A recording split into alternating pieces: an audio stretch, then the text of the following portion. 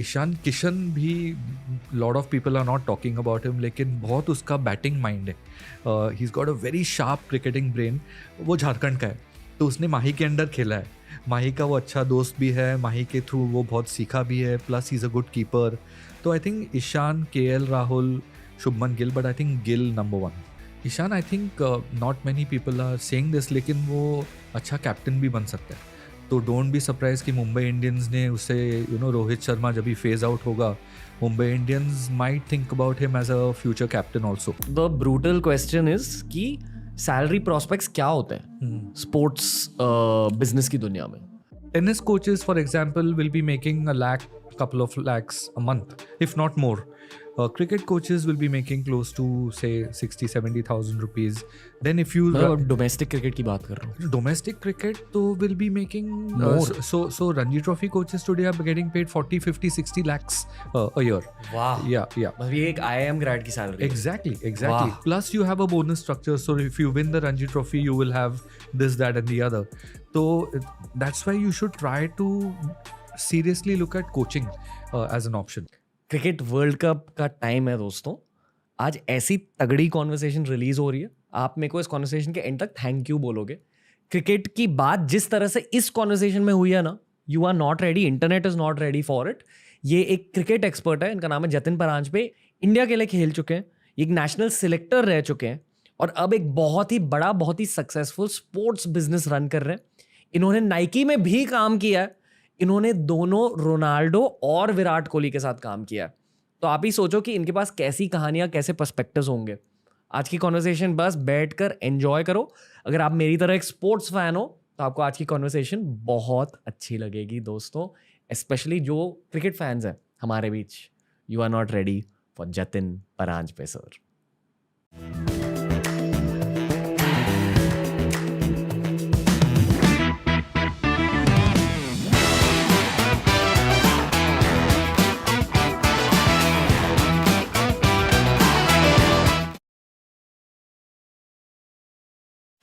जतिन परांजपे का स्वागत है टीआरएस में सर.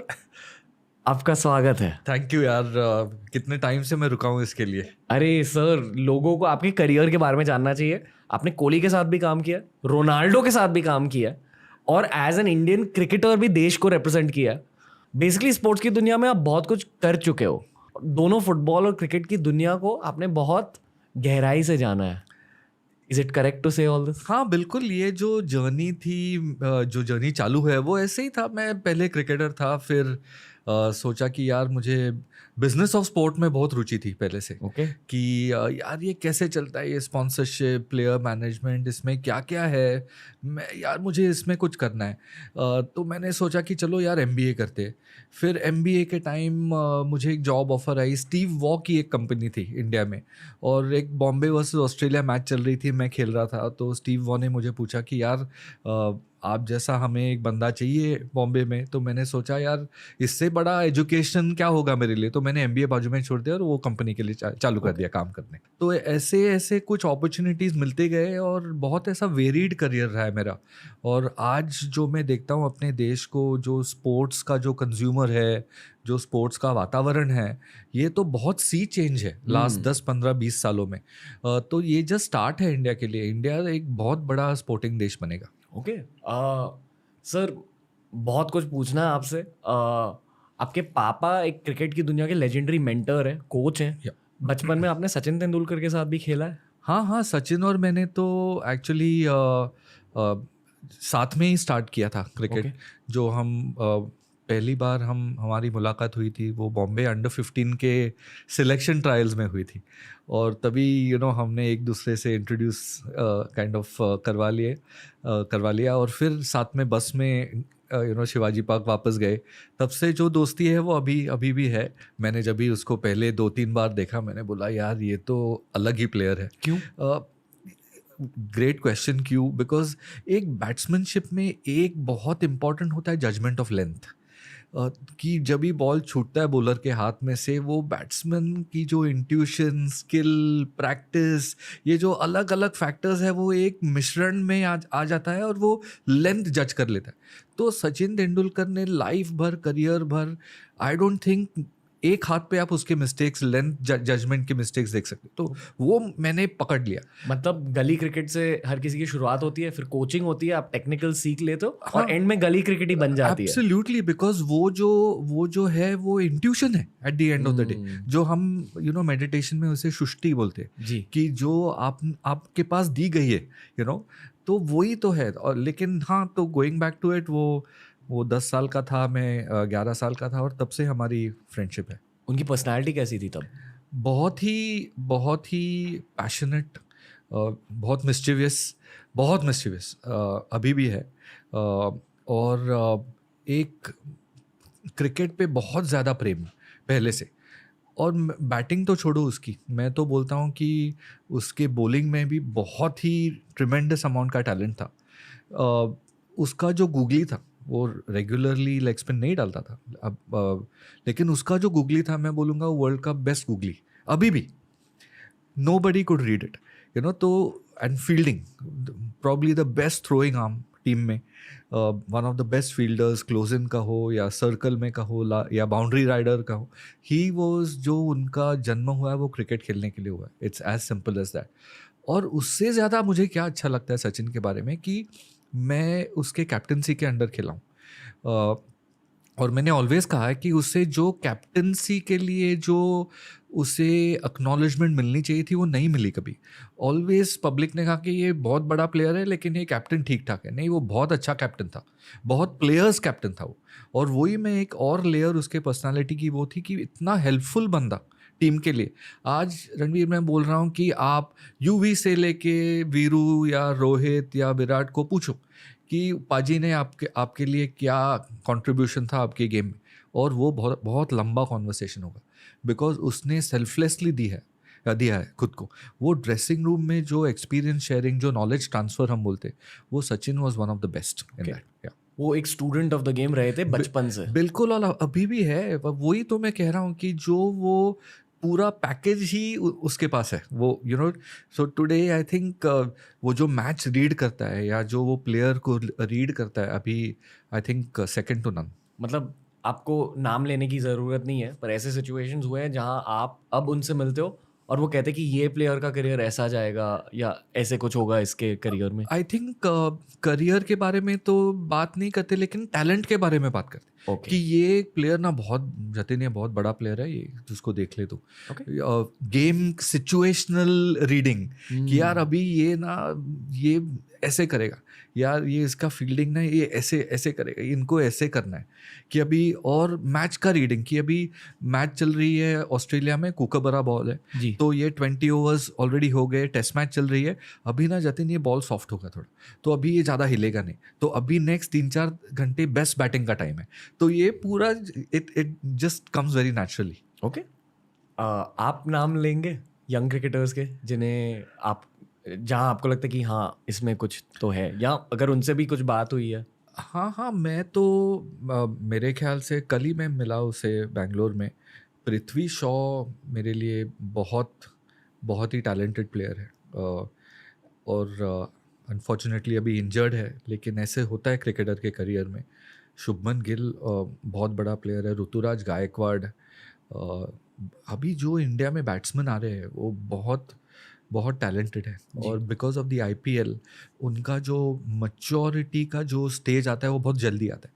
बिकॉज आप राजस्थान रॉयल्स के लिए खेल रहे हो, और पहले की बात करते हैं, आप ड्रेसिंग रूम शेयर कर रहे हो शेन वॉर्न के साथ, आपका कोच है कुमार संगकारा।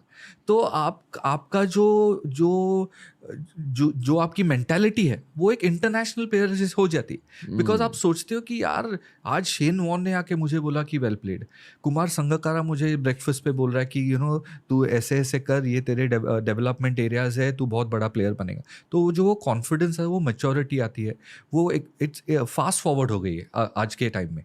लेकिन जो मैं थोड़ा वरी करता हूँ कि बॉलिंग में ये नहीं हो रहा है, बिकॉज क्रिकेट अभी इंक्रीजिंगली बैट्समैन्स गेम हो गया है। और अभी जो वो जो नए लॉज आए आईपीएल में, it's becoming more batsman friendly. लेकिन इंडिया में जो टैलेंट है, मैं बोल रहा हूँ कि ये वर्ल्ड कप इंडिया अगर अच्छा करेगा तो वो शुभमन गिल अच्छा करेगा तो इंडिया अच्छा करेगा। तो ऐसे यंग प्लेयर्स पे रिलायंस बहुत बहुत बढ़ गई है। अभी 2011 में विराट कोहली भी था वर्ल्ड कप टीम में, लेकिन वो ऐसे कि आप कह नहीं सकते कि विराट का वर्ल्ड कप अच्छा गया तो इंडिया का जाएगा। आज गिल है, रोहित शर्मा है, सूर्या है, विराट है टीम में, लेकिन आप बोल रहे हैं कि गिल का अच्छा जाएगा वर्ल्ड कप तो इंडिया का अच्छा जाएगा। तो ये is the sign of the times. Okay okay sir, आपने कहा कि शुभमन गिल, पृथ्वी शॉ और ऋतुराज गायकवाड़ टैलेंटेड है। क्रिकेट में टैलेंट का मतलब क्या होता है? और मैं आपको ये इसलिए पूछ रहा हूँ क्योंकि आपने एक 16 साल के विराट कोहली के टैलेंट को देखकर उन्हें साइन किया था। टैलेंट होता है एज अ बैट्समैन 3-4 चीज़ें, राइट। एक है कि नॉर्मल जो हैंड्स का टैलेंट होता है कि आप स्टांस में बॉल कैसे मीट करते हो, तो वो है टाइमिंग, वो जो एक स्वीट स्पॉट बोलते हैं। सेकंड इज इंस्टिंक्ट कि वो बॉल कहाँ पिच होगा, वो बॉल पिच होने के बाद मैं क्या करना चाह रहा हूँ। ये बहुत बड़ा रहस्य है, ये किसी को मालूम ही नहीं है ये। बिकॉज एक बॉल छूटता है हाथ में से, आप मूव करते हो।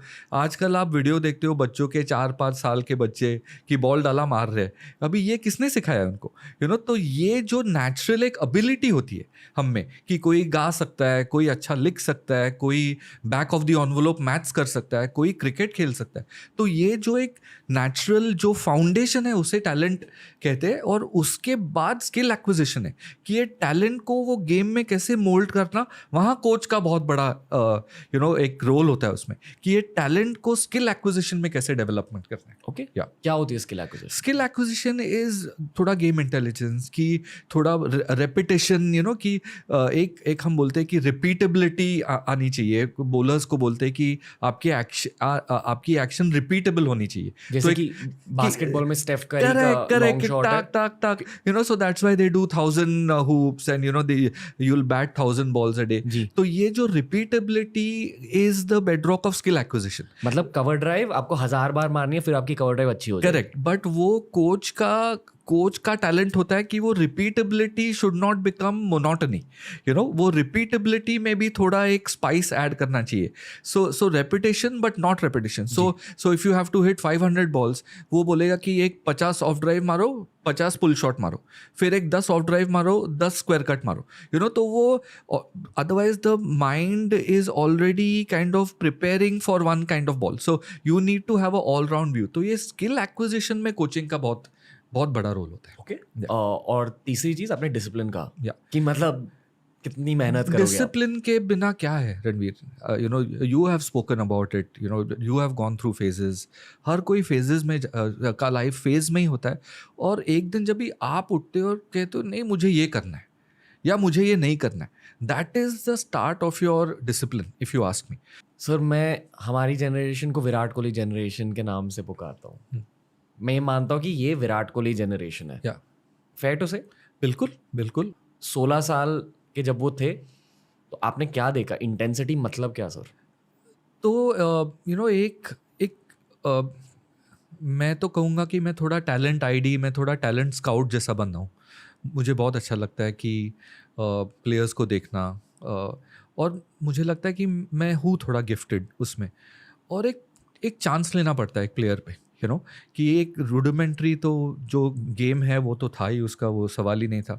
बट एक इंटेंसिटी आइज में जो उसकी अभी भी है, एंड तभी Virat was a very different person. He was a younger guy, we've all been at different stages in our lives. Chow mein खाते थे। हाँ लिटिल, हाँ बिल्कुल बिल्कुल, बहुत cocky, that kind of a guy.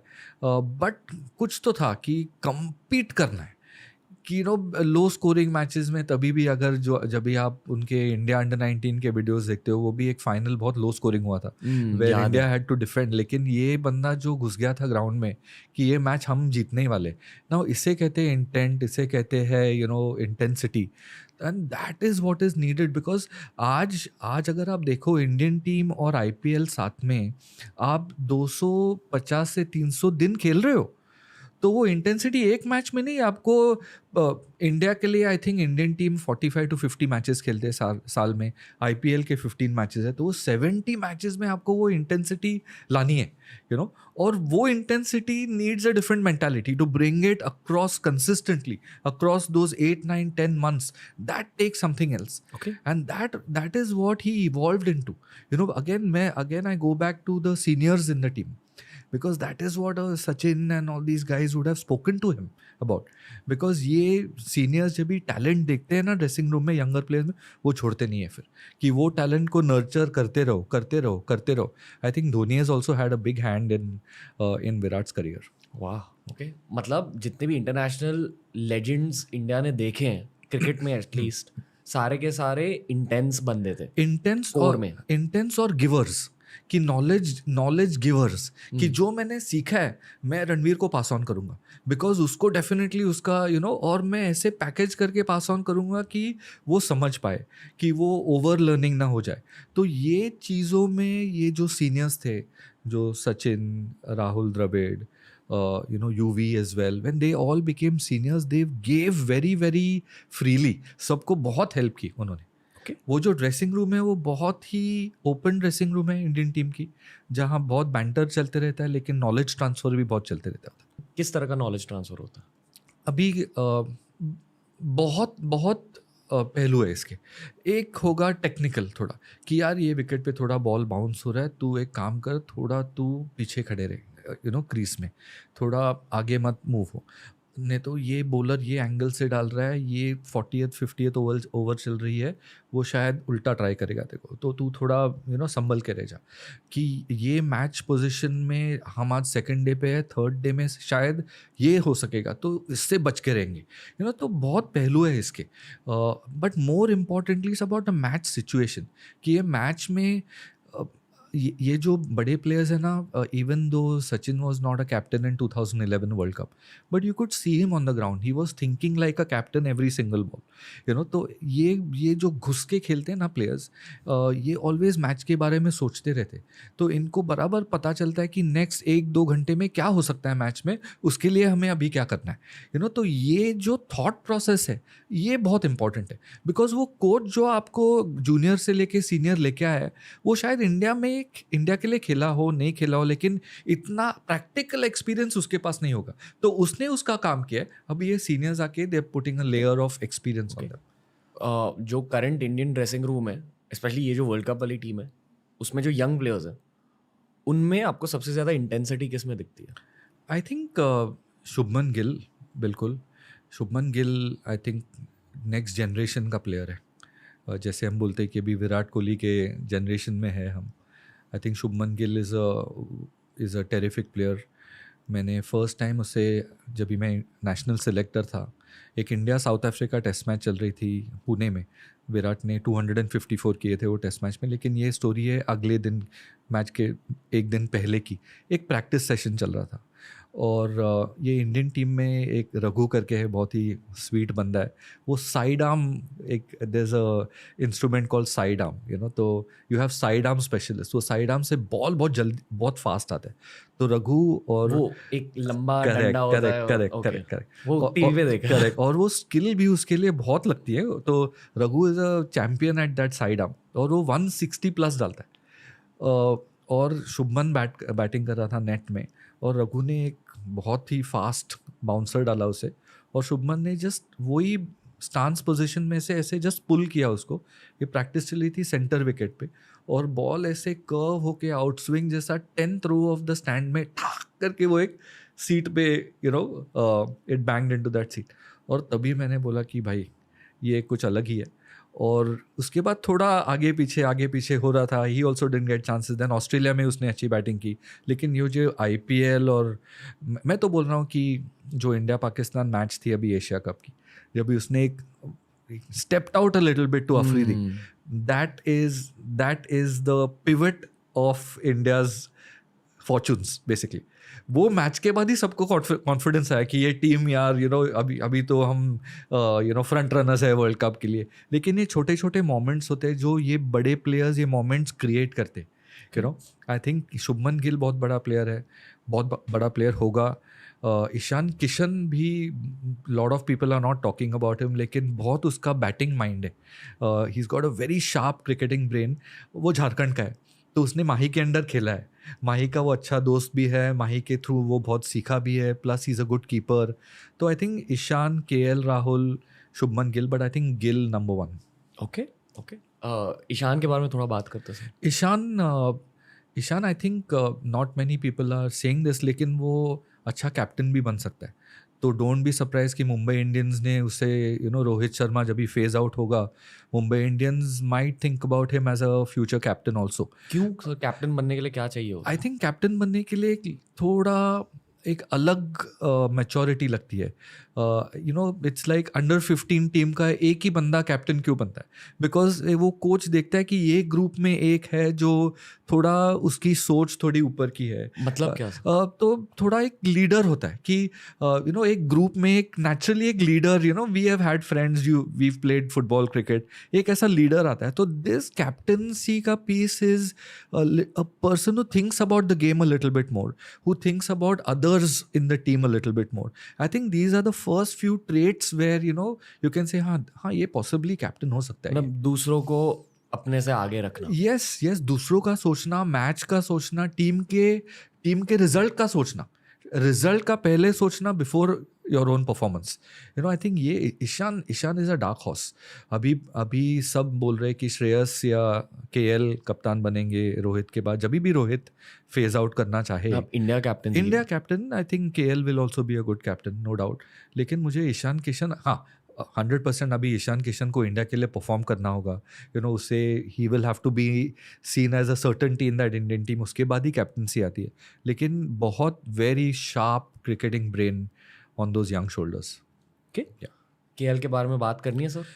KL terrific player again, बहुत एक बड़ा एग्जाम्पल कि प्लेयर को खुद का गेम इन एंड आउट मालूम रहना चाहिए। तो अगर आप उसे क्लोजली देखो तो उसके बैकलिफ्ट में तो उसने थोड़ी चेंज की थी, वो नहीं हो रहा था। और मैंने देखा टीवी में, बोला यार ये क्या कर रहा है। एंड देन इंजर्ड हो गया, इंजरी और ख़राब इंजरी थी, तो 5 6 7 महीने बाहर था। तो ये बहुत इंपॉर्टेंट है कि प्लेयर को खुद का गेम मालूम रहना चाहिए। केएल शो पे आए, शो के थ्रू मैंने उनके दिल को जाना and I stayed in touch with him. और Yeah. उनकी जब इंजरी चल रही थी या तब मैं जेन्युइनली मिला था और उनको जाना एज अ पर्सन। या आई फील कि वो भी एक डार्क हॉर्स है जिन्हें लोग उनके लो फेजेस में ना डिस्काउंट कर लेते हैं, बिल्कुल क्योंकि ये एक शोई प्लेयर नहीं है। या और जब इनके अच्छे फेजेस होते हैं तब केएल राहुल की असलियत के बारे में पता चलता है लोगों को। या but people easily forget in cricket क्योंकि क्रिकेट एक रूथलेस दुनिया है। करेक्ट। और आई थिंक केएल भी खुद ये जानता है। But I am very curious to see कि इनके 30s में इनका कैसा फेज स्टार्ट होता है। अभी if you look at KL's example, बहुत उसे अचीव करना है। बहुत साल पड़े हैं उसके सामने। और केएल को बाहर जो भी बोले कि ट्विटर पे तो यार काम ही है, जो बकना है बको। लेकिन जो टीम उनको रेट करती है, अभी टीम ने उनको नंबर 5 पोजीशन दी है। वो वनडे मैच में सबसे इम्पोर्टेंट पोजीशन है। हम बोलते हैं number 4 is not as important as number 5। तो वो नंबर 5 केएल खेलेंगे। अभी कल भी अगर गिल नहीं खेले, मुझे लगता है ईशान ओपन करेंगे और केएल 5 खेलेंगे। बिकॉज 5 पोजीशन बहुत इंपॉर्टेंट है कि अगर थोड़ा कोलैप्स हो गया ऊपर तो 5 वाला संभाल लेता है। अगर अच्छा चल रहा है तो 5 वाला एक्सेलरेट कर लेता है। तो 5 और 6 ना Ranveer are like football midfielders. They are the creators, कि क्या करना है, आगे जाके घुसना है या पीछे जाके थोड़ा डिफेंड करना है। सो these positions are very crucial, and I think India's strength is also having KL and Hardik at those positions basically. तो जो बाहर बोलते हैं वो पब्लिक बोलता है, लेकिन टीम में केएल का जो केएल के बारे में सोचते लोग, वो बहुत ही ऊपर के लेवल, रिस्पेक्ट करता है। बहुत ही रिस्पेक्ट। बिकॉज आदमी भी वैसा है, हम्बल है, एजुकेटेड है। आजकल के गेम में एम्पैथी रहना बहुत ज़रूरी है। you should have a lot of empathy, and I think that's why KL will be a good captain as well. Empathy क्यों चाहिए सर? मतलब एम्पैथी मतलब दूसरों के जज्बातों को जानना। हाँ, बिकॉज आपके टीम में काफ़ी यंगस्टर्स भी रहेंगे। वो यंगस्टर्स अभी जस्ट आ रहे हैं टीम में, तो उनको कैसे संभालना है, यू नो, और उनको कैसे प्रोग्रेस करना है, उसके लिए बहुत एम्पैथी लगती है। आपके टीम में एक दो सीनियर्स भी रहेंगे, उनके बेस्ट डेज उनके पीछे है, लेकिन वो भी ट्राई कर रहा है, तो वो जानने के लिए, वो पहचानने के लिए, उसको कैसे हैंडल करना है, उसमें भी एम्पैथी लगती है, यू नो। तो कैप्टन का जॉब मेंटली बहुत ही बिजी रहता है। अभी आप कैप्टन हो तो आपका एक बैटिंग कोच है, तो वो बैटिंग ग्रुप को वो देखेगा, लेकिन आप ओवरसी करते हो।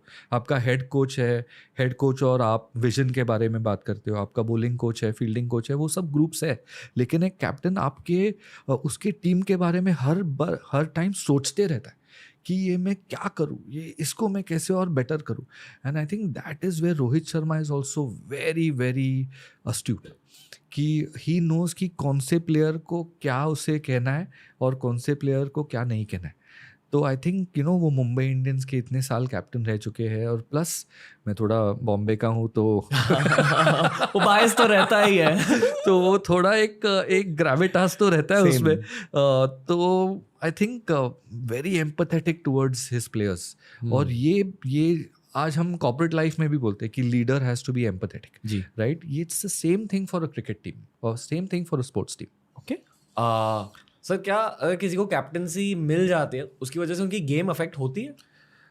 होती है, होती है। डोमेस्टिक लेवल पर भी? डोमेस्टिक लेवल पर भी होती है, इंटरनेशनल लेवल पर भी होती है। एक सेटलिंग डाउन का टाइम लगता है कैप्टन को, कि आपको पहचानना है कि मैं कैप्टन हूँ, लेकिन मैं ये टीम में मैं प्लेयर पहले हूँ। तो वो एक बैलेंस आने में थोड़ा टाइम लगता है। क्यों? क्योंकि मेंटली टैक्सिंग होता है। मेंटली लाइक आई सेड बहुत ही टैक्सिंग होता है। एंड आप थोड़ा बैटिंग कर रहे हो तभी सोच रहे हो कि अरे यार वो बॉलिंग में मैं किसको क्या दूँ, ये वो थोड़ा एक सेटलिंग डाउन टाइम लगता है। एंड इसके लिए जो भी कैप्टन बनते हैं उनको थोड़ा एक लॉन्गर रोप देते हैं कि यू नो पहले 2-3 महीने ये स्ट्रगल करेगा थोड़ा, but after that you have to ये जो दोनों रोल्स है आपको बाइफर्केट करने पड़ेंगे।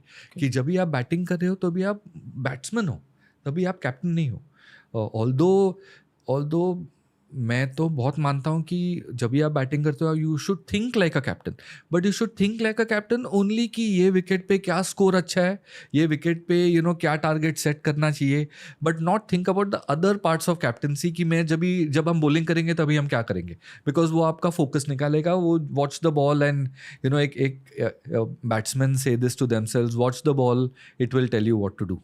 तो वो एक जो प्राइमरी लीवर है ऑफ कंसंट्रेशन, जब भी आप बाकी का सोचते हो वो थोड़ा हट जाता है, and that's what causes dismissals and bad shot selection and stuff like you can disagree with me on this next point, ठीक है? Okay. और इस शो पर disagreements are welcome. Okay. I feel कि बहुत सारे भारतीय लोग, स्पेशली फैंस, कोहली के कैप्टनसी के बारे में कम बात करते हैं। उनकी भी कैप्टनसी बहुत बढ़िया थी, स्पेशली टेस्ट क्रिकेट में एक अग्रेशन आ गई थी टीम में, और टीम ने बहुत कुछ किया उनके टेस्ट कैप्टनसी के दौरान। आप सहमत हो? 100%। एक अटैच सवाल है। Yeah. दोनों चीज़ों पर आप बात कर लो सर।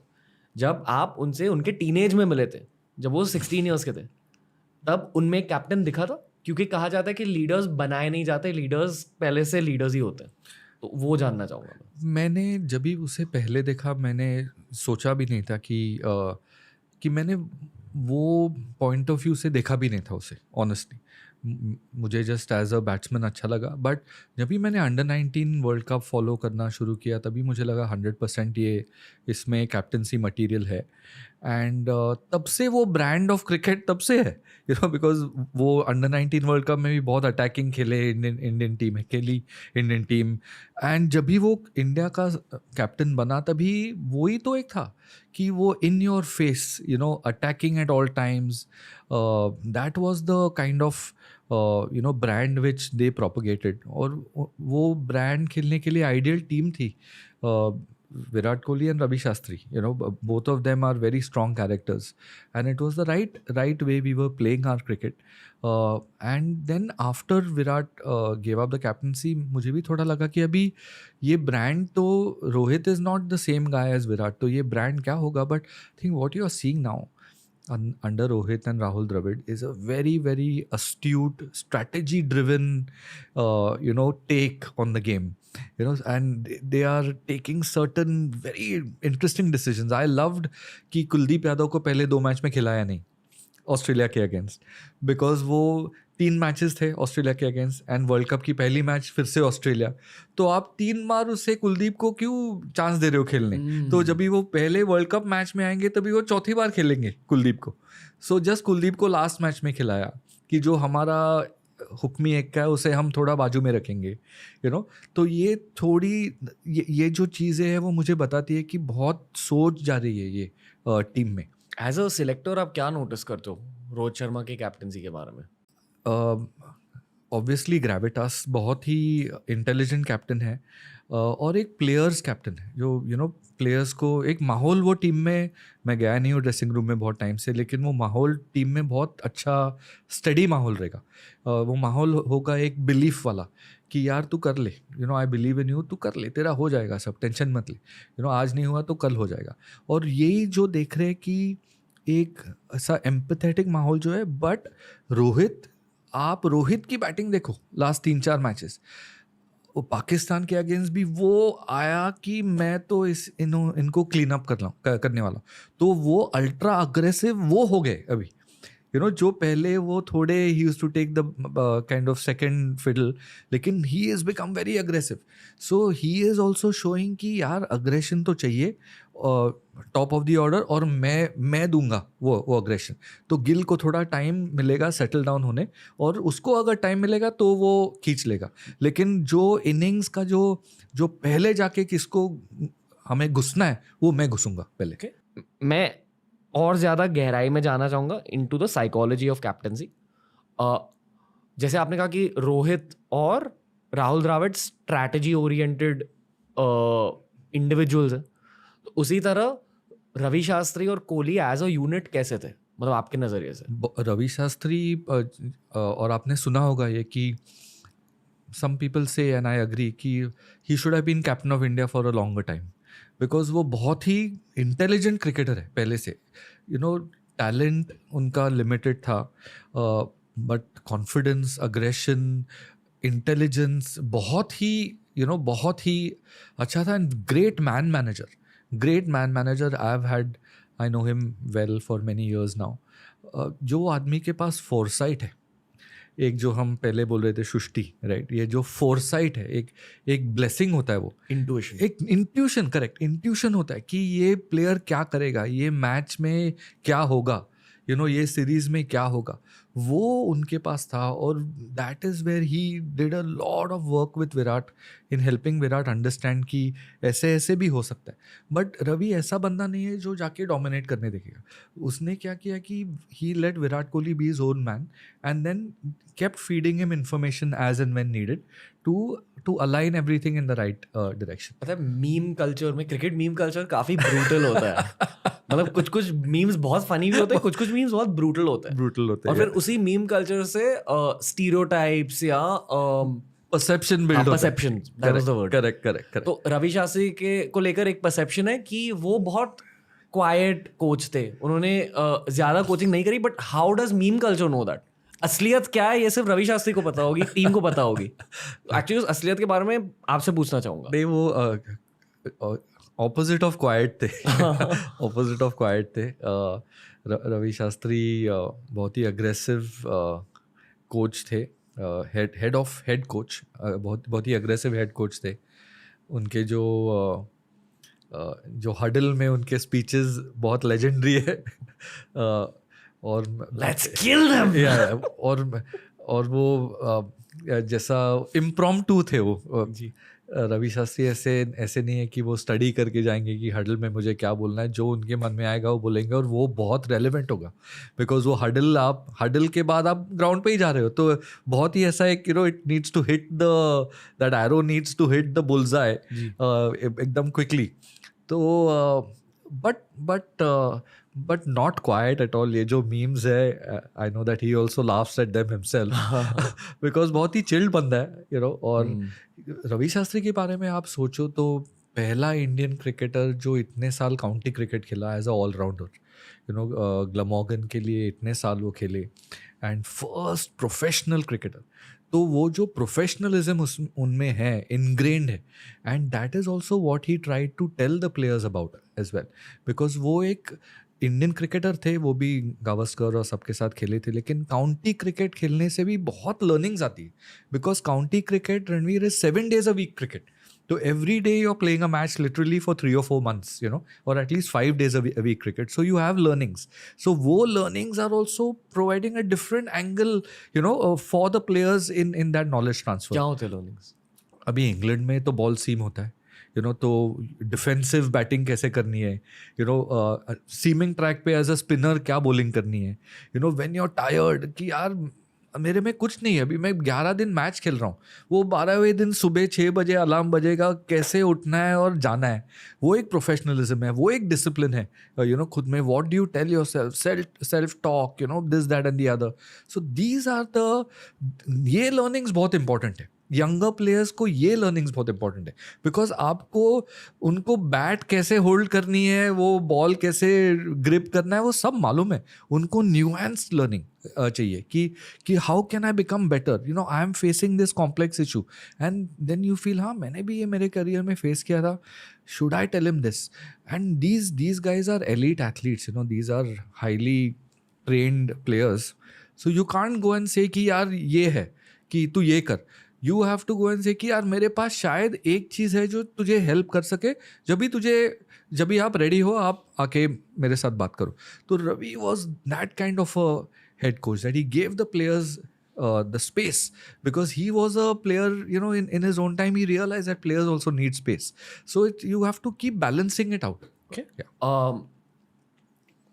जब कोई हेड कोच बन जाता है तो एक नेगेटिव फीडबैक का भी रोल रहता है. एज इन अगर प्लेयर कुछ गलत कर रहा है या अगर किसी से गलती हो गई तो एक वो नेगेटिव इनपुट देना पड़ता है कि भाई ये ठीक कर ले. जब आप कह रहे हो कि वो अग्रेसिव कोच थे, तो क्या इस पर्सपेक्टिव से अग्रेसिव भी थे? नहीं, ऐसे Ravi Shastri is very high on empathy also. और क्या होता है रणवीर, जैसे मैं पहले बोल रहा था कि आपका एक बैटिंग ग्रुप होता है, एक बॉलिंग ग्रुप होता है. तो अगर एक बॉलर का कुछ एक ऑब्जर्वेशन आपको कन्वे करना है बॉलर को, तो आपके पास एक फ़िल्टर है, बॉलिंग कोच है एक फ़िल्टर.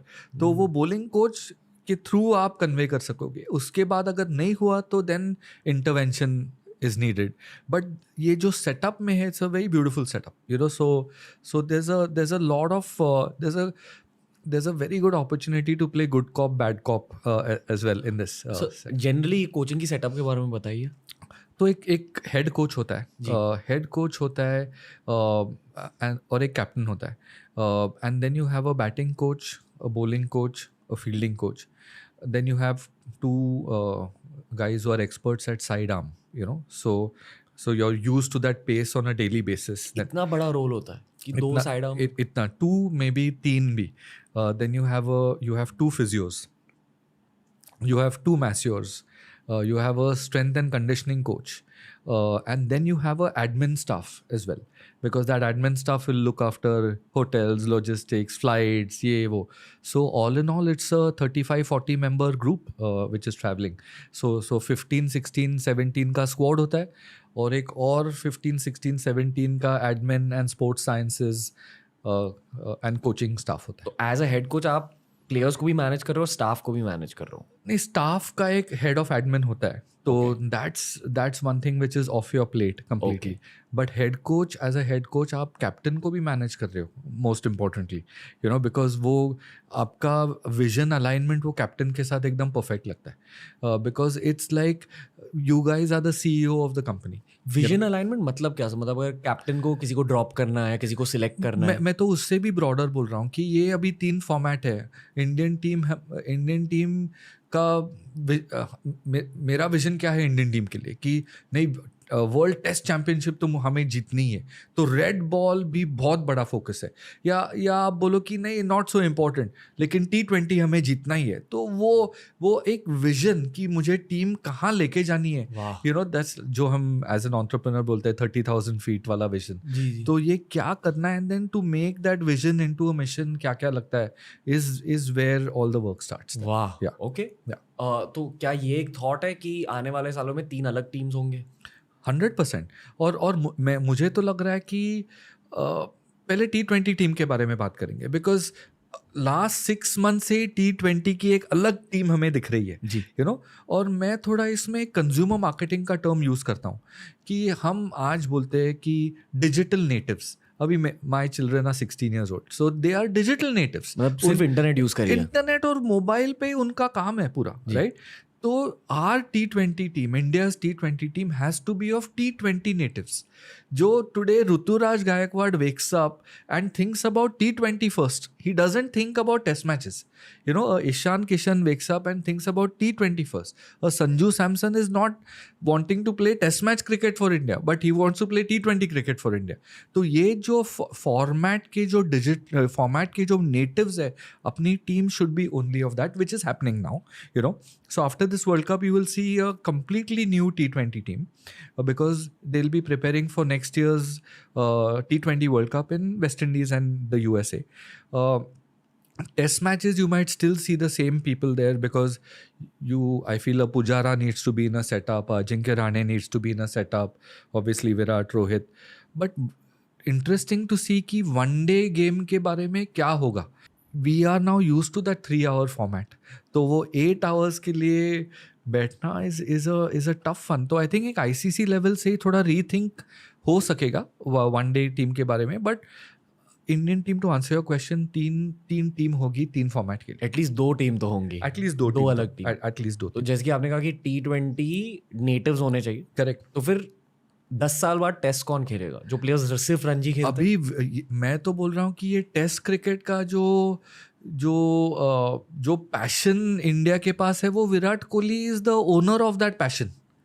वही तो बोल रहा था कि नहीं, red ball red ball red ball red ball. अभी विराट कोहली 2-3 साल के बाद अगर नहीं रहे तो उसके बाद वो कौन आएगा. तो ये भी एक stakeholders, custodians of Indian cricket के बारे में सोचने वाली चीज़ है कि ये is it going to be important to us और नो, बेसिकली. वाह, ओके.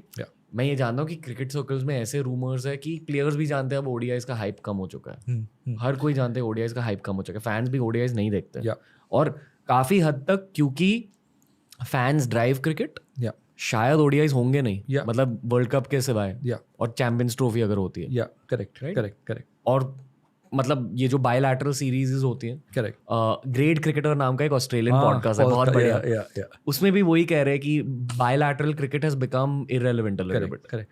ये कैसे होता है कि bilateral cricket is also very important, because अगर आप देखो, इंडिया एक बोर्ड है जो doing very well, English board is doing well, Australian board is doing well, लेकिन आप जिम्बाब्वे देखो, वेस्ट इंडीज़ देखो, बांग्लादेश देखो, पाकिस्तान देखो, इनके लिए बायलैटरल सीरीज बहुत इंपॉर्टेंट है. बिकॉज जब भी इंडियन टीम जिम्बाब्वे जाती है, तभी जिम्बाब्वे टीवी राइट्स बेचती है वो सीरीज के, और वो एक सीरीज से 3 साल का उनका ऑपेक्स का खर्चा निकल जाता है. So bilateral series also become very very important for the smaller countries.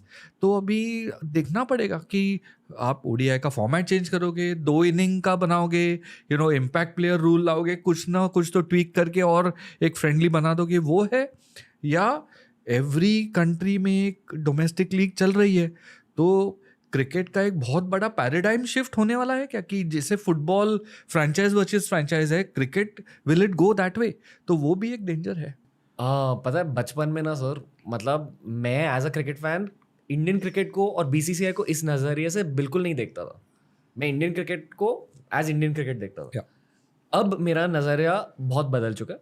अब इंडियन क्रिकेट को मैं कंपेयर करता हूँ अमेरिकन बास्केटबॉल के साथ. बिल्कुल. मोस्टली एनबीए के जो टॉप प्लेयर्स है वो अमेरिका से निकल के आते हैं. डेफिनेटली इंटरनेशनल प्लेयर्स भी है, बड़े बड़े इंटरनेशनल प्लेयर्स भी है, पर अगर आप एक अमेरिकन बास्केटबॉल प्लेयर हो तो chances are you are on an average at a very high level.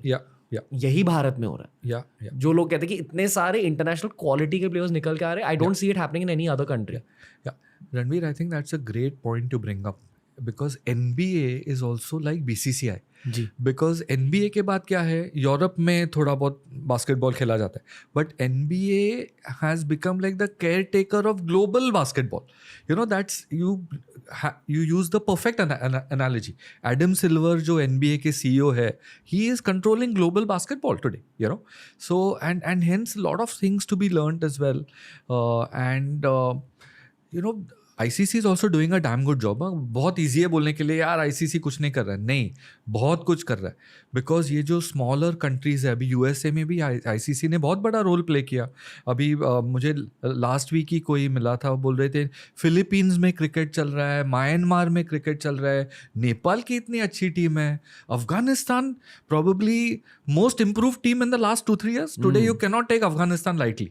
You know क्या है उधर, लेकिन ICC ने वो फंडिंग दी, ये किया वो किया, तो ऐसे नहीं कह सकते कि कुछ कर नहीं रहा है. लेकिन आगे क्या होगा, आगे क्या होगा कि नेक्स्ट 10 साल में क्या प्लानिंग करनी है, ICC का रोल क्या है उसमें, BCCI का रोल क्या है, ये सब देखना पड़ेगा. ओके. क्या आपको लगता है कि एक IPL एक्सपेंशन होगी, मतलब और भी टीम्स ऐड होंगे एटसेट्रा, या लीग लंबी हो जाएगी?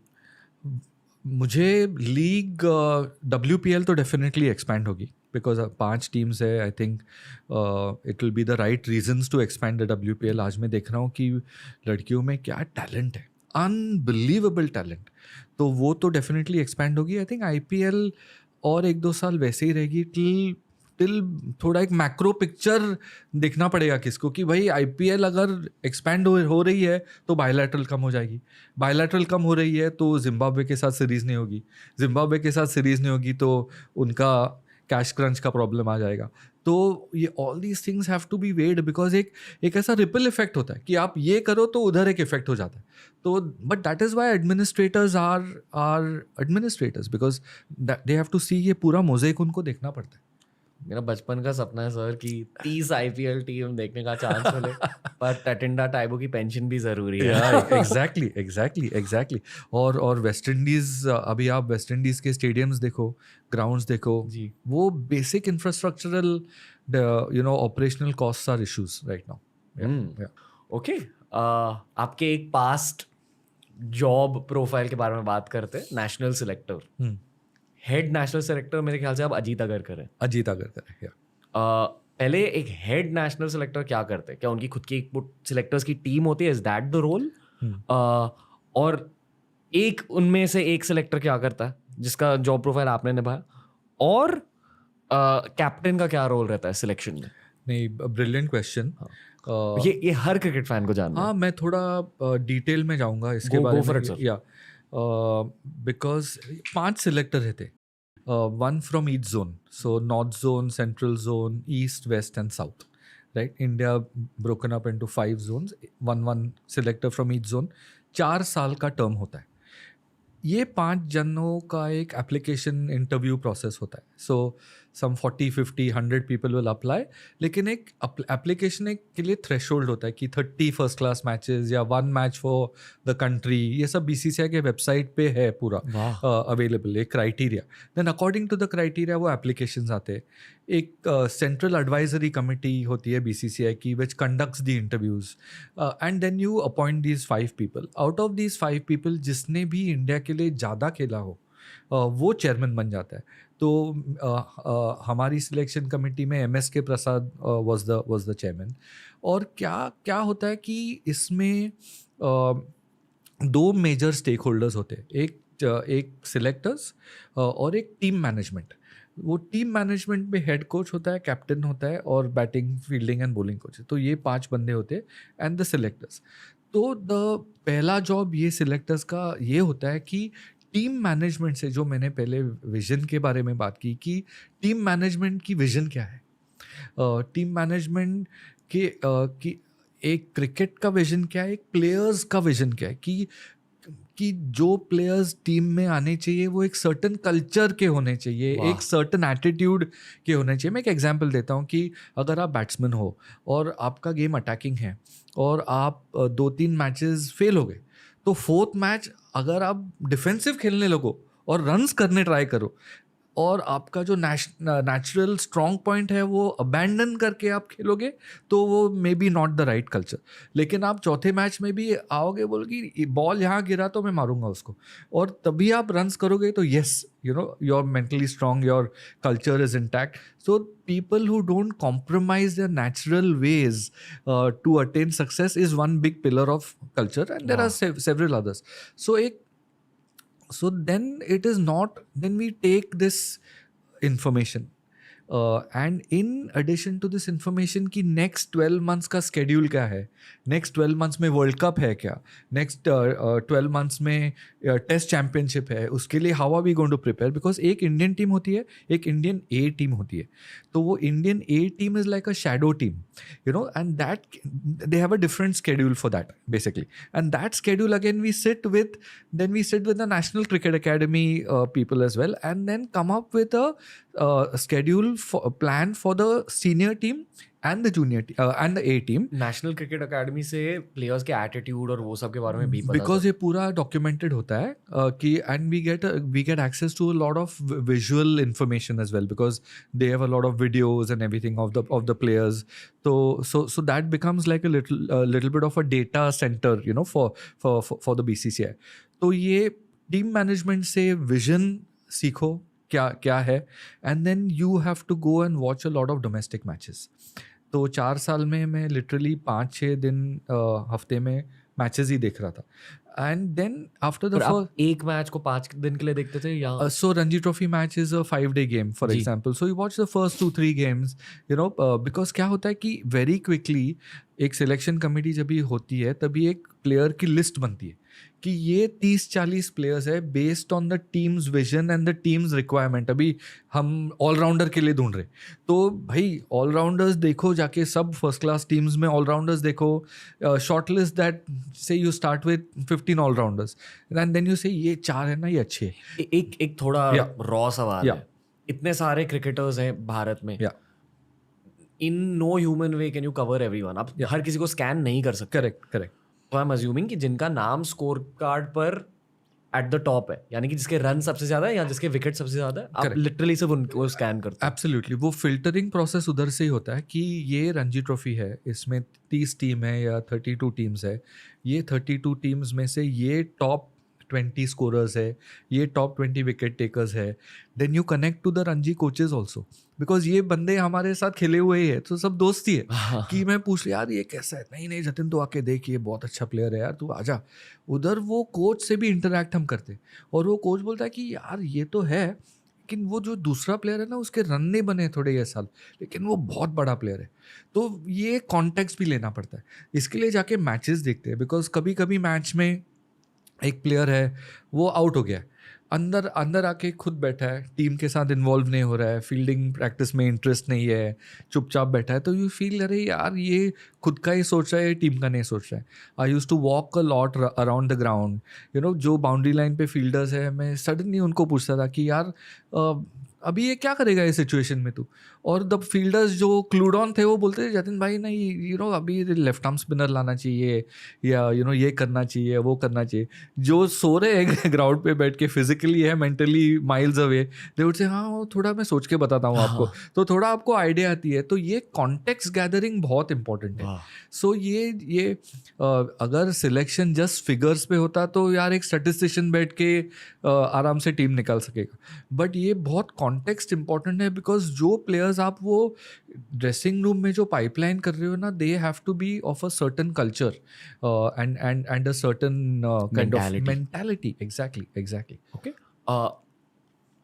एक नैरेटिव होता था बहुत पहले कि आईपीएल की परफॉर्मेंस के थ्रू आपको इंडिया कैप नहीं मिलती, बट आई एम अज्यूमिंग कि वो नैरेटिव अब बदल चुका है कि अगर आपने आईपीएल में परफॉर्म किया तो आपके चांसेस बढ़ जाते हैं. Tilak Varma for example. पर क्या Tilak Varma, I believe even यूजीचेल, जब उनको इंडिया डेब्यू मिला था उन्होंने बहुत ज्यादा रणजी क्रिकेट नहीं खेली. Jasprit Bumrah same. Correct in saying that कि आईपीएल की परफॉर्मेंस बहुत ज्यादा जरूरी होती है?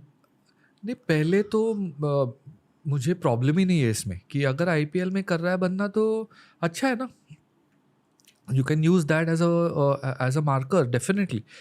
इसमें इनके आईपीएल परफॉर्मेंसेस को इग्नोर करके कुछ फ़ायदा नहीं है। बाद में तिलक वर्मा बहुत अच्छा प्लेयर इंडिया को मिल गया, यू नो, जी। Because of the IPL. So there is, I think the quality of the player should dictate, not where he is playing. Okay okay.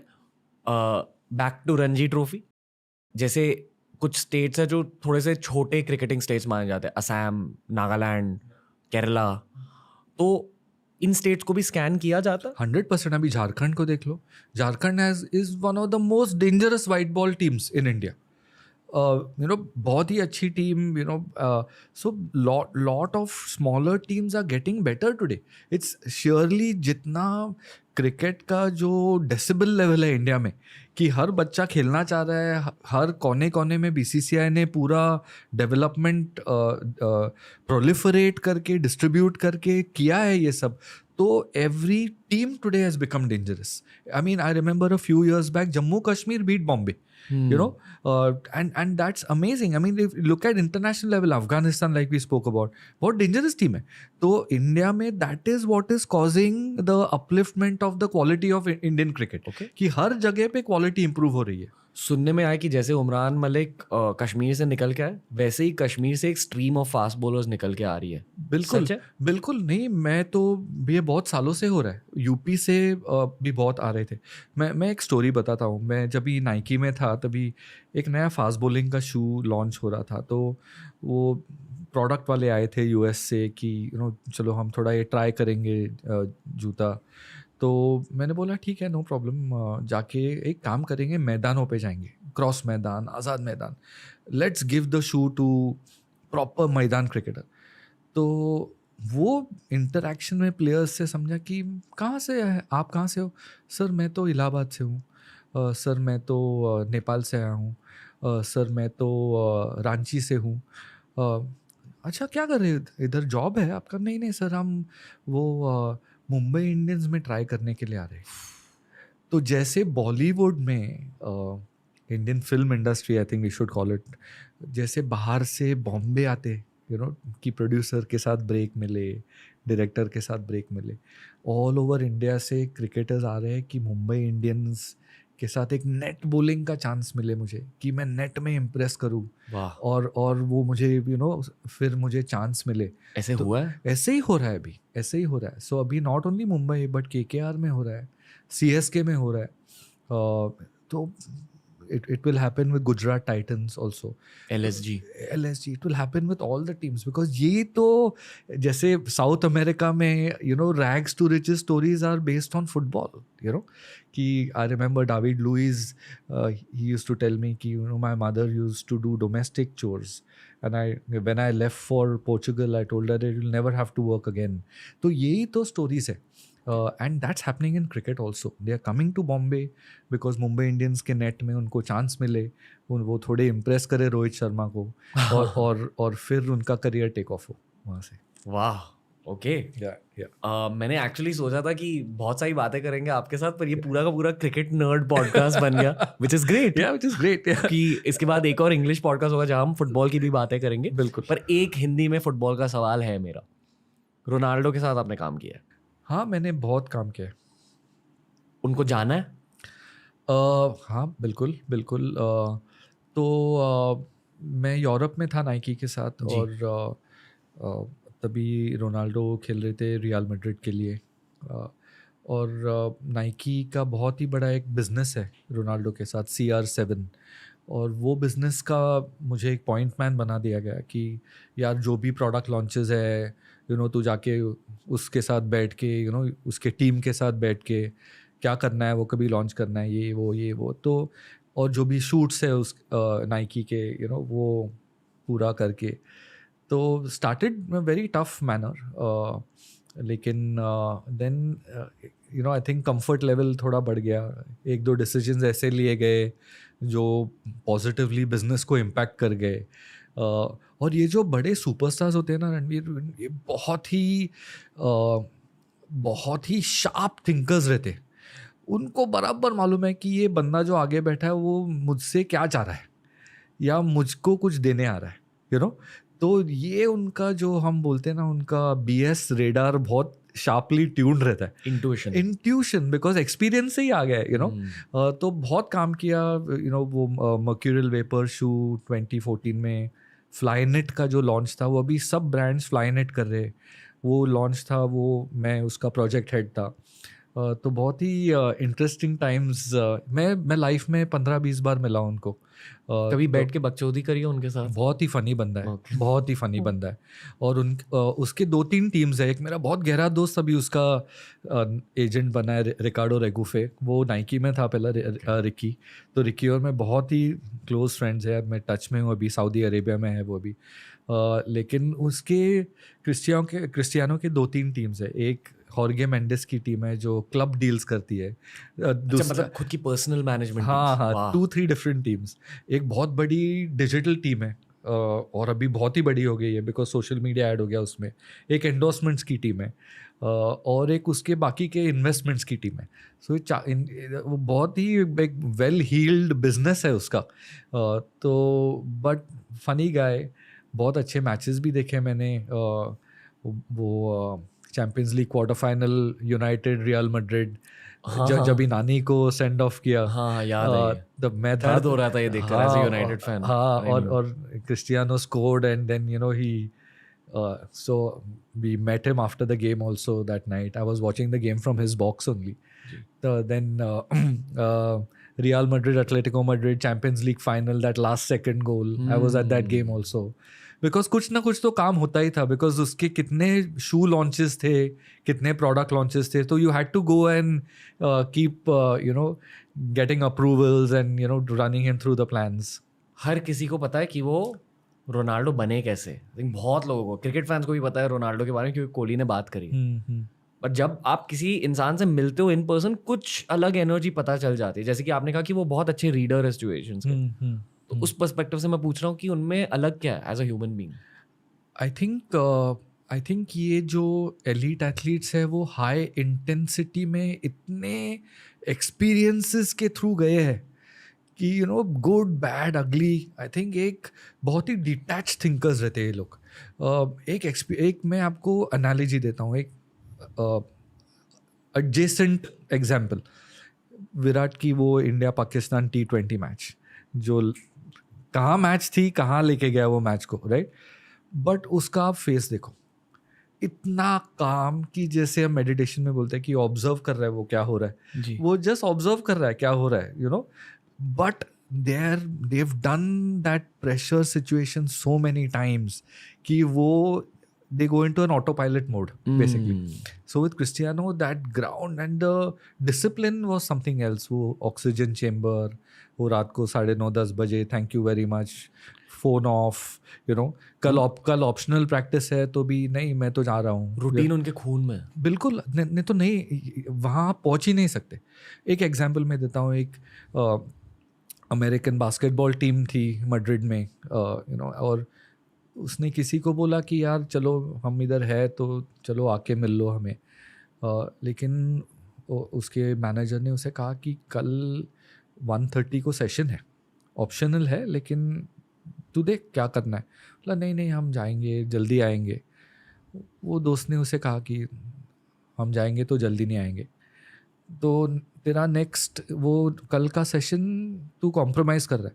Phone बंद करके सो गया, बस कि ये ऑप्शनल सेशन है लेकिन मैंने कमिट किया था कि मैं जाऊंगा, मुझे सर्टन स्किल्स पे काम करना है। तो just thank you very much, end of story, no compromise, 0 tolerance, ख़त्म कर लो बात। और कॉन्टेक्स्ट ये है नॉन फुटबॉल फैंस के लिए कि जब वो रियल मैड्रिड में खेल रहे थे, उनका पीक था, उनके करियर का पीक था। मतलब पीक पर होकर भी इतना ज़्यादा डिसिप्लिन। या सॉरी मैं इतना ब्रूटल सवाल पूछ रहा हूँ आपसे, पर ये पॉडकास्ट की एक खास बात होती है कि आप ब्रूटल सवाल पूछ सकते हो। ये मैं आपको नहीं पूछा क्योंकि आपने बहुत टाइम से काम किया है एज एन एंटरप्रेन्योर भी, आपका एक बिजनेस है अभी। पर मान लो कोई जो मेरे एज का, जिससे करियर स्विच चाहिए, जिसको एक्सपीरियंस है खुद की एक फील्ड में, बहुत सारे लोग स्विच नहीं करते क्योंकि सैलरी का डर रहता है। तो द ब्रूटल क्वेश्चन इज कि सैलरी प्रोस्पेक्ट्स क्या होते हैं स्पोर्ट्स बिजनेस की दुनिया में? कितना कमा सकते हो? I think it's a great question. Sports is not a रोटी कपड़ा मकान कैटेगरी. जी, तो आप लीवर्स या ऐसे कंपनीज में नहीं जा रहे हो. ये स्मॉलर कैटेगरी है. इसके लिए your 30-40-50% lesser than the norm, then the medium. मतलब सैलरी कट लेनी पड़ती है. हाँ, एब्सोल्युटली. अनलेस अभी आजकल बहुत प्लेयर मैनेजमेंट एजेंसीज बढ़ गए, सो देयर आपकी बेस सैलरी थोड़ी ऑन पार नहीं होगी, लेकिन इंसेंटिव्स उसमें बहुत रहते हैं. मतलब अगर आपने डील साइन कर दिया करेक्ट. तो अपने player के सेल्स जॉब्स में incentive driven piece then takes your salaries even higher then रोटी कपड़ा मकान काइंड ऑफ. फेयर टू से कि एक बेस लाइन जॉब के लिए, एक 30 साल के बंदे के लिए, बंदी के लिए या शायद बेस लाइन सैलरी 50,000 60,000 की होगी. आई थिंक थोड़ा little bit more than that. 1 lakh? Little bit. हाँ 1 लाख के आसपास. करेक्ट. फिर ये बहुत हाइपोथेटिकल है, Correct. पर हम रेंज में बात कर रहे हैं, rough range. करेक्ट.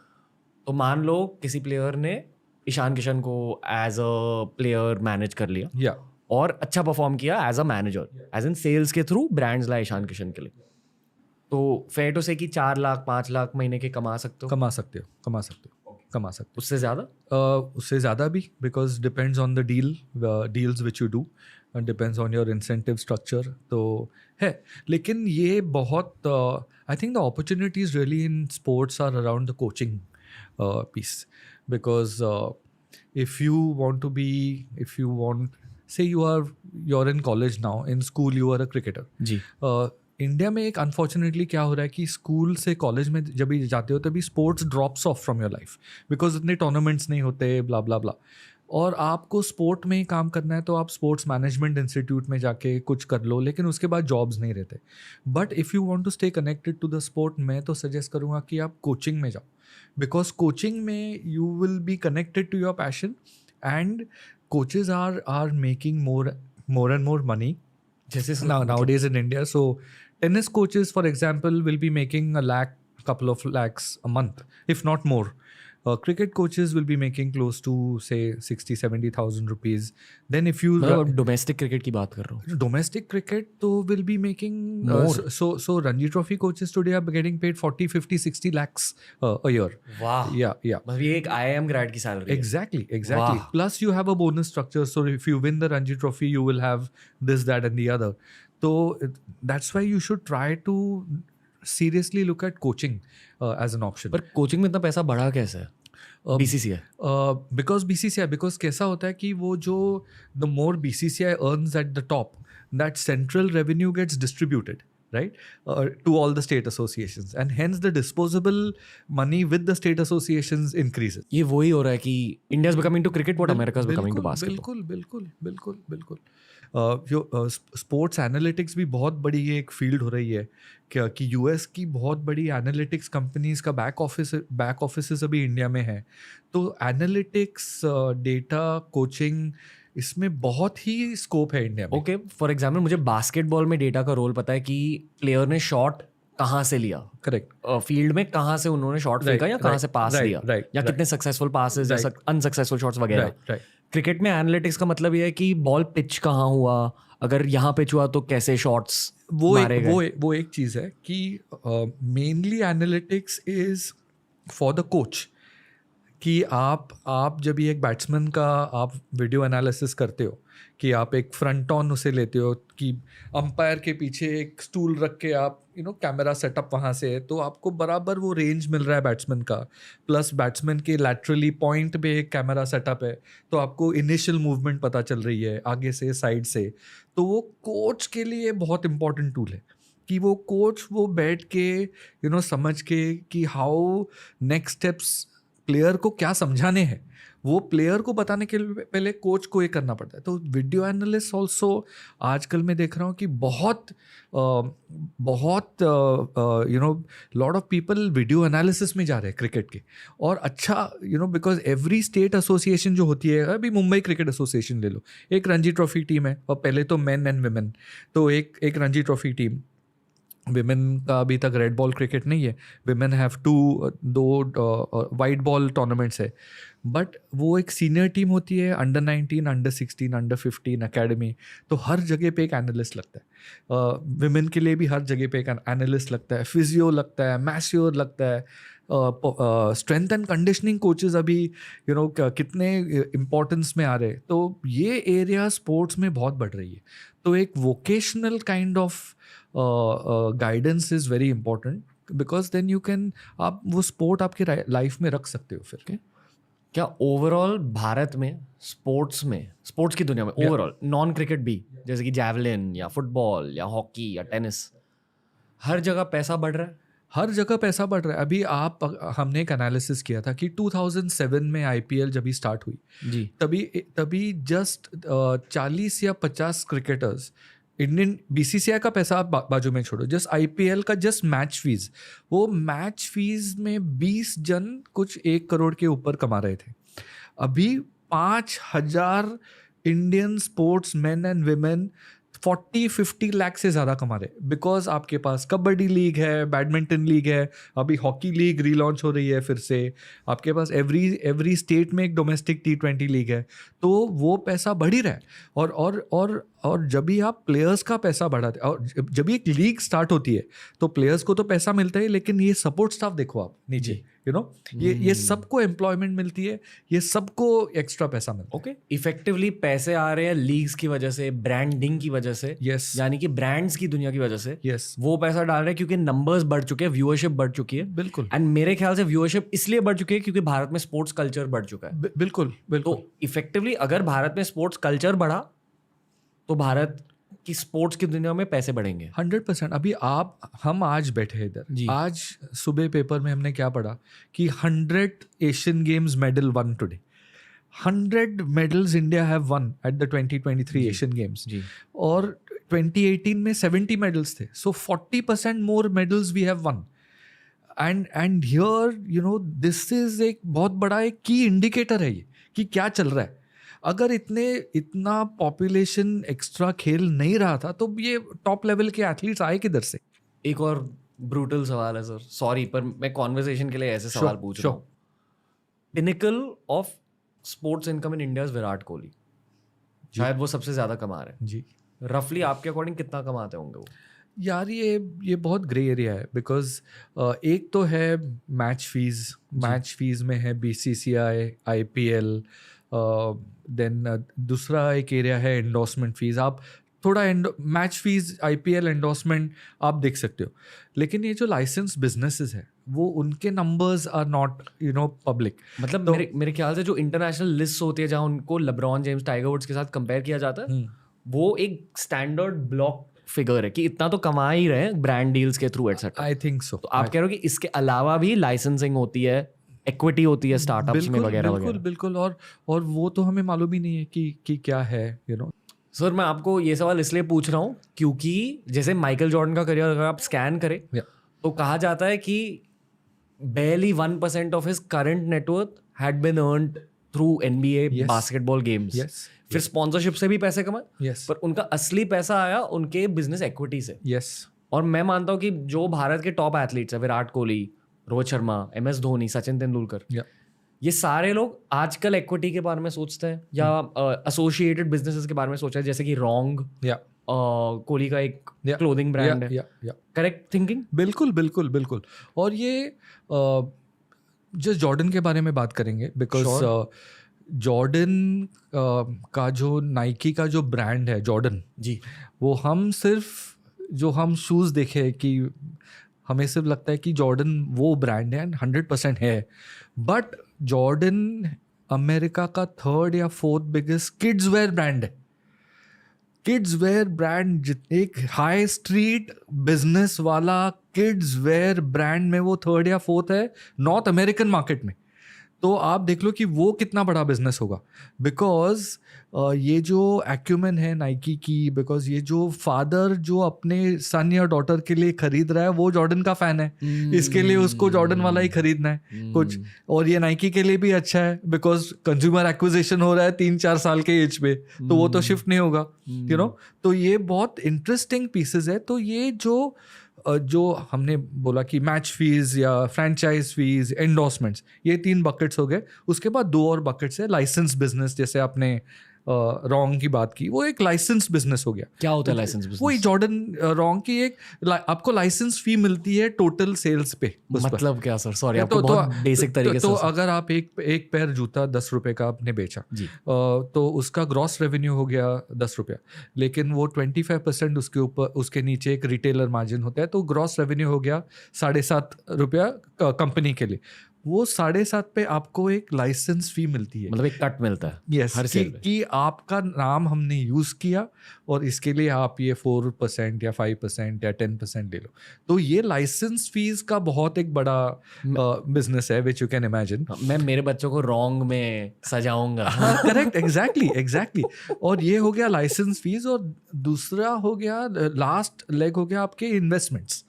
तो आपकी इंटरनली एक इन्वेस्टमेंट कमिटी होती है जो प्रपोजल्स देखती है, और एंड फिर आपको इक्विटी मिलती है कंपनी। सर, पर उस लेवल पर, Yeah. जैसे कोहली या धोनी के लेवल पर, आई एम श्योर उनके टीम्स पैसों के बारे में सोच रहे होंगे, बट क्या वो खुद पैसों के बारे में सोचता एट ऑल? आई थिंक एक 100% की वो कमर्शियल पीस तो है ही इसमें, लेकिन आप आपके करियर में कौन से फेज में हो, वो भी एक बहुत बड़ा पॉइंट है आपको, जो मद्दे नज़र रखना पड़ता है कि अगर मुझे मालूम है कि मैं और 3 या 4 साल ही खेलने वाला हूँ, उसके बाद मैं भी खुद को मेरे next innings of my life में प्रिपेयर कर रहा हूँ, तो मैं नेक्स्ट इनिंग्स में ये 4-5 मेरे पास प्रपोजल्स आए हैं, उसमें कौन से बिजनेसेस है जो हियर एंड नाउ वाले बिजनेसेस है, या जो थोड़ा लॉन्गर टेल वाले बिजनेसेस है, जिसमें मैं इन्वॉल्व होऊंगा और मुझे अच्छा एक्साइटमेंट होगा, मेरा ये पैशन भी है कि मैं इन्वॉल्व होऊंगा।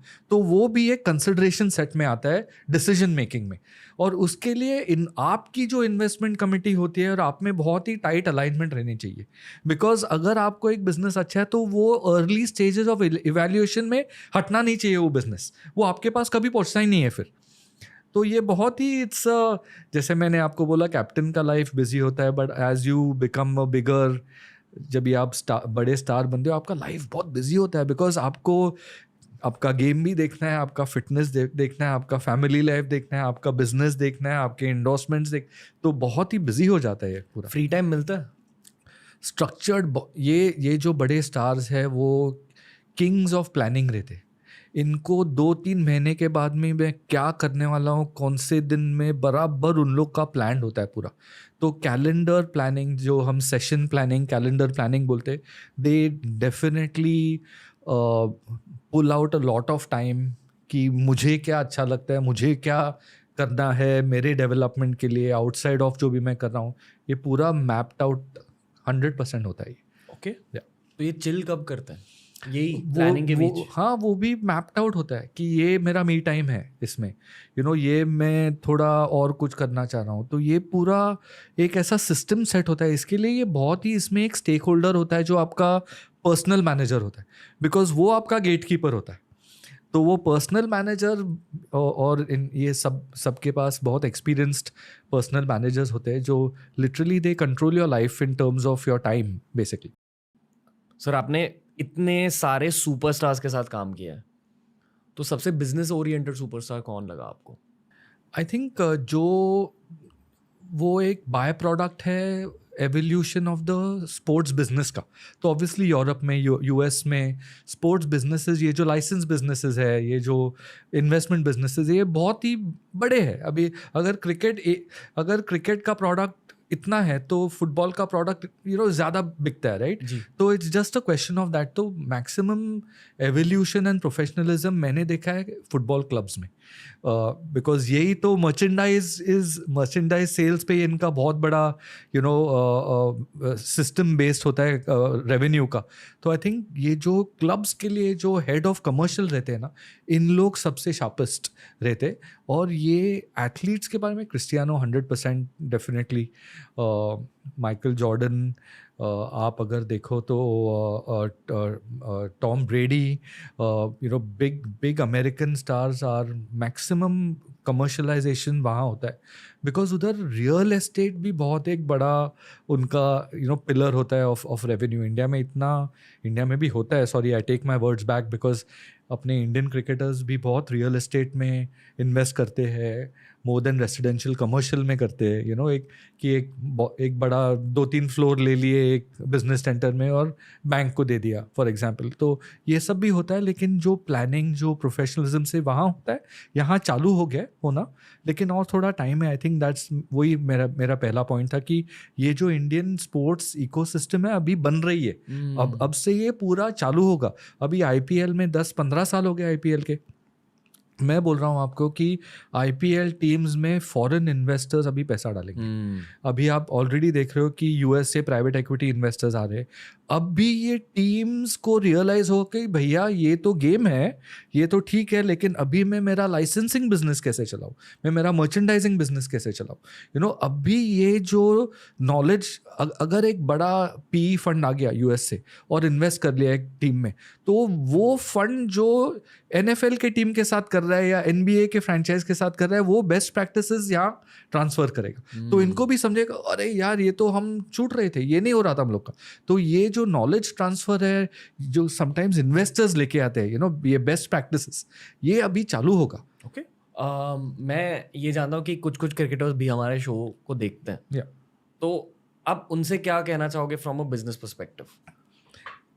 मान लो अगर डोमेस्टिक प्लेयर्स हैं, अगर इंडिया प्लेयर्स रह चुके हैं, what's your advice to them? I think आजकल आप देख रहे हो कि लीग्स इतने बढ़ रहे हैं। क्रिकेट देख लो आप, तो अभी आईपीएल में जियो के पास राइट्स है। जियो 12-14 लैंग्वेजेस में ये ब्रॉडकास्ट करेगा, तो ऑब्वियसली कमेंट्री बहुत बड़ी अपॉर्चुनिटी है। इतने रिसेंटली रिटायर्ड क्रिकेटर्स अभी वर्नाक्युलर कमेंट्री कर रहे हैं, तो कमेंट्री डेफिनेटली ऑप्शन है। लेकिन मैं तो अगर आपको कोचिंग में इंटरेस्ट है तो आप 100% फॉर्मल ट्रेनिंग ले लो एज अ कोच। वो लेवल 1, लेवल 2, लेवल 3 वो ट्रेनिंग ले लो, बिकॉज कनेक्शन है गेम के साथ, प्लस अच्छा पैसा भी है। तो कोचिंग और कमेंट्री में बहुत ही बड़ा स्कोप है, बहुत स्कोप है। और कोचिंग में अगर आपको एज अ बिज़नेस भी बढ़ाना है तो आप एक मल्टी एकेडमी अप्रोच ले सकते हो उसको। आपका अगर नाम बड़ा है तो आपके नाम से वो फ्रेंचाइज करके इंटरनेशनल स्कूल्स के साथ टाई अप करके आप कर सकते हो। तो स्पोर्ट्स क्रिकेट में बहुत ही अपॉर्चुनिटीज़ है कमेंट्री, कोचिंग के लाइंस पे। ओके, और एक फाइनल सवाल है आज के लिए सर, वर्ल्ड कप कौन जीतेगा? इंडिया जीतेगा, लेकिन सेमीफाइनल गर्म होगी। वो सेमीफाइनल का टेंशन है। हाँ। अभी गिल थोड़ा डाउन विद डेंगू, तो मैं भी थोड़ा वरीड हूँ, बिकॉज आई थिंक गिल जो ऐड करता है ये टीम में, मैंने पहले ही बोला कि वो जो पाकिस्तान मैच में उसने अफरीदी को took the attack to the Pakistanis, जो हम थोड़ा नहीं कर रहे थे, और ये उसने अंदर से ही वो डिसाइड करके आया था कि नहीं मैं ये करूँगा। तो आई थिंक ये गिल बहुत बड़ा फैक्टर है होपफुली इस पूरे वर्ल्ड कप में। मैं तो बोल रहा हूँ, मैं ये प्रेडिक्शन है, maybe I am wrong. बोलते हैं कि क्रिकेट में प्रेडिक्शन करना है, that's the surest way of becoming a fool, but मैं बोल रहा हूँ कि गिल बहुत इंपॉर्टेंट है अपने लिए। इस पॉडकास्ट के एंड में मैं बस ये कहना चाहूँगा कि आपका फैन काउंट भी बहुत बढ़ चुका है, बहुत ज़्यादा नॉलेज डिश आउट करी है सर। आई थिंक आपके फैंस को अब खेलो मोर के बारे में जानना चाहिए, झट से बता दीजिए खेलो मोर है क्या? यार आजकल स्पोर्ट्स वेन्यू आपको बुक करना है या स्पोर्ट्स कोचिंग बुक करना है तो इतना आपको मैनुअल इंटरवेंशन करना पड़ता है कि पूछना पड़ता है यार क्रिकेट कोच कौन है, फुटबॉल कोच कौन है, यार मैं कहाँ खेल सकता हूँ कि तो ये पूरा हमने ऐप पे लेके आए और इजी एक्सेस दे रहे स्पोर्ट्स को। अच्छा रिस्पॉन्स है, मैं जो मुझे अच्छा लगता है वो कर रहा हूँ और अच्छा करियर रहा है मेरा। ऐसा बहुत कुछ मैंने किया है जो चांस नहीं मिलता। अभी एक इंडियन बंदा जाके नाइकी में यूरोप में काम कर रहा है, स्पोर्ट्स में, फुटबॉल में, सब बहुत अच्छा चल रहा है। So enjoying life. Lots of sports fans are envious, sir. Honestly, I'm sure. Jatin sir, thank you, Thank you. मजा आया आपके साथ। ये Pleasure. थोड़ी क्रिकेट ओरिएंटेड नर्डी कॉन्वर्सेशन थी। Yeah. We will be back on the show very soon talking about other things. Thank you for having me. Thank you. Enjoyed. Yeah. तो दोस्तों ये था आज का पॉडकास्ट। मुझे ऐसा क्यों लग रहा है कि हमें एक TRS ऑल स्टार मिल चुके हैं। जितना ज्यादा आप इस पॉडकास्ट को शेयर करोगे उतनी ही जल्दी हम जतिन सर को फिर से पॉडकास्ट पर बुलाएंगे। फुटबॉल के बारे में भी ये बहुत कुछ जानते हैं, क्रिकेट की दुनिया के बारे में इतनी सारी चीजें जानते हैं ना कि मैं एक ये वाले पॉडकास्ट में सब चीजों को एनकैप्सुलेट नहीं कर पाया। इनसे और बहुत सारी चीजों के बारे में पूछना था, बात करना था। बताइए इस वाले एपिसोड के बारे में अच्छा क्या लगा, और मुझे ये बताइए कि अगली बार जतन सर के साथ कैसी बातें करनी चाहिए। इनके सोशल मीडिया हैंडल्स मैंने लिंक कर दिए नीचे। इनके बिजनेस को भी फॉलो कीजिए, खेलो मोर। ऐसे बहुत कम लोग होते हैं जो भारत के स्पोर्ट्स कल्चर के लिए इतना कुछ कर रहे हैं। तो दोस्तों, lots of love from TRS, lots of love to Jatin sir, and we will be back very very soon. जीतेगा भाई जीतेगा, इंडिया जीतेगा।